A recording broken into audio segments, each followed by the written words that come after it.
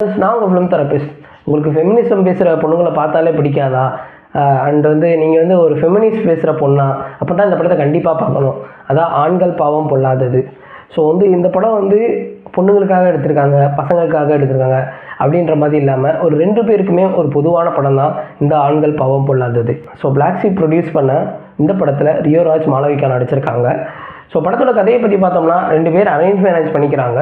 So அதுக்கப்புறம் அவங்களுக்குள்ளே வர சண்டைகள், அவங்க ஒரு கட்டத்துக்கு டிவர்ஸுக்கே போகிறாங்க. ஏன் டிவர்ஸுக்கு போகிறாங்கன்னா, படத்தோட ஆரம்பத்தில் ஹீரோயின் வந்து அம்பேத்கர் பிறந்த இடம் போர்பந்தர்னு சொல்லுவாங்க. ஸோ படத்தோட இன்டர்வரில் ரியோராஜ் அம்பேத்கர் பிறந்த இடம் போர்பந்தரில் காந்தி பிறந்த இடம் தான் போர்பந்தர் அப்படின்னு சொல்லுவாங்க. படத்தோட கிளைமேக்ஸில் ரியோராஜே சொல்லுவார், அம்பேத்கர் பிறந்த இடம் தான் போர்பந்தர் அப்படின்றது. ஸோ இதான் அந்த படத்தோட மொத்த கதையே.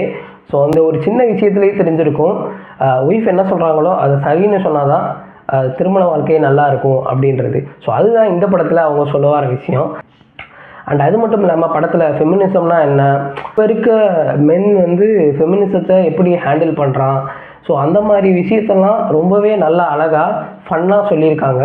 படத்தோட செகண்ட் ஹாஃப் ஃபுல்லாகவே ஒரு லேடி வந்து நினச்சா என்னன்னாலும் பண்ணலாம் அப்படின்றத ரொம்பவே சூப்பராக காட்டியிருக்காங்க. ஏன்னா வந்து அந்தளவு அருமையாக இருக்குது.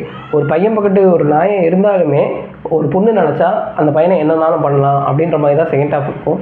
நீங்கள் வந்து நியூலி மேரீடாக இருந்தாலும் சரி, அண்ட் வந்து மேரேஜ் பண்ணிக்க போகிறவங்களா இருந்தாலும் சரி, இல்லைன்னா வந்து இந்த மாதிரி பொண்ணை தான் நான் கட்டிக்கணும், ஒரு ஃபெமினிஸ்ட்டை தான் கட்டிக்கணும் அப்படின்ற ஒரு ஆளாக இருந்தாலும் சரி, இல்லை ஒரு ஃபெமினிஸ்ட் பொண்ணாக இருந்தாலும் சரி, இந்த படத்தை நீங்கள் கண்டிப்பாக ஒரு வாட்டி பார்க்கணும். ஏன்னா நீங்கள் எந்த மாதிரியான கருத்துக்களையோ எந்த மாதிரியான வாழ்க்கை முறையோ வாழ்ந்துக்கிட்டு இருக்கீங்கன்றது உங்களுக்கு தெளிவாக இந்த படத்தை காட்டிடும். ஸோ மொத்தத்தில் இந்த படத்துக்கு நான் போகலாமா வேணாமான்னு கேட்டால் எல்லாரும் பார்க்க வேண்டிய ஒரு முக்கியமான படமாக இந்த ஆண் பாவம் பொல்லாத படத்தை நான் பார்க்குறேன். ஸோ இந்த படத்துக்கு என்னோடய ரேட்டிங் பார்த்தீங்கன்னா 5க்கு 4 தரலாம். அந்தளவுக்கு ஒரு ஒர்த்தான படம் தான் இந்த ஆண் பாவம் பொல்லாதது. ஸோ இது மாதிரி நிறைய ஃபிலிம் அப்டேட்ஸ் பற்றி தெரிஞ்சுக்க என் சேனலை சப்ஸ்கிரைப் பண்ணுங்கள். Tata bye by.